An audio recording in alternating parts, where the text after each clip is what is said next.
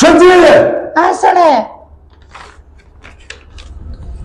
دا ګټ ستا د لاسه 15,000 روپۍ بل راغلی دي که یې چیش په کور کې ولې سړی زما له لاسه خو به که د کور خالي خوار دوه بل پان لرو یو پم کم درلود هغه هم خرابه شوه نه موږ یې سي لرو نه موږ فریج لرو چې موږ یې په ولګو سړی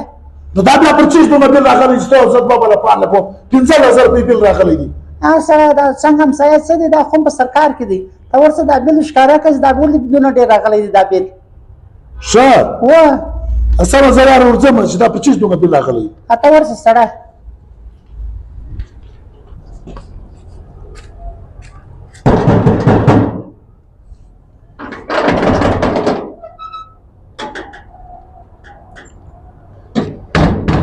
السلام علیکم. وعلیکم السلام. ستړی مه شې ورور. څنګه ورور خیریت ښه جوړ؟ شکر د الله احسان خیر. سر ته سرکاري ملازم یې اوس سرکاري ملازم. ته دا وګوره دا بل زموږ د کور غدی که په غلطي کې د بل چا غ راستولی دی دا که زه وګورم یا دا میټر خو د عثمان خان پر نامه دی دا ستا د کور بل دی قربان ښه و سر موږ کرې 15,000 روپۍ بل راستولی دی ستی د کور هم دغه دی کې خالي ماته راکړی دی دغه بل یا زموږ بل خو نسته ولې سر ستی بل بیا ولې نسته زموږ د سرکاري افسرانو بلان نه راځي هغه بل بالکل نسته بالکل نسته یا بالکل نسته څومره د افسوس خبره ده ته یې وس لرئ ته یې له بل نه راستي او موږ غریبانان یې وس نه لرو او موږ له 15,000 روپۍ بل راستولی دی بس خدای د پرده وکړه همه خوشحاله ده منس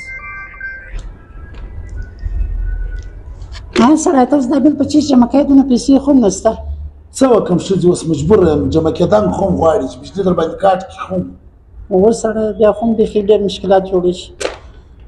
ښځې څه وکړم مجبوره یم باید هغه د جیب موبایل لرم دا موبایل والا له وروړم خرڅ به کړم بس پیسې به راواخلم دا بل به جمع کړم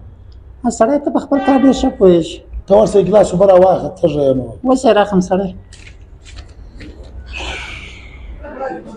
السلام علیکم وروره وعلیکم السلام. ستړی مه شې وروره ته یې زاړه موبایل نه اخلي و دا موبایل به په څو راسه واخلي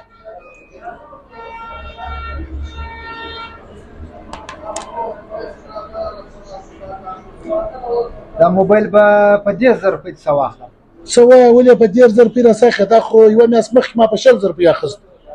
ته نه یې خبر سټان اوس ګران شوي دي ښه اوس پورته شوي دي بس صحیح ده ما ته پیسې راکړه یا ټیک سیمان ما جنګ کښلی دی بس هغه زه ریسټور کوم اوس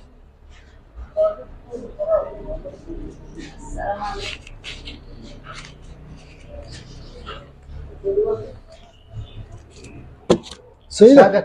بس صحیح ده تا به شمارلي یا ټیک کور ودان وخت ده وګانې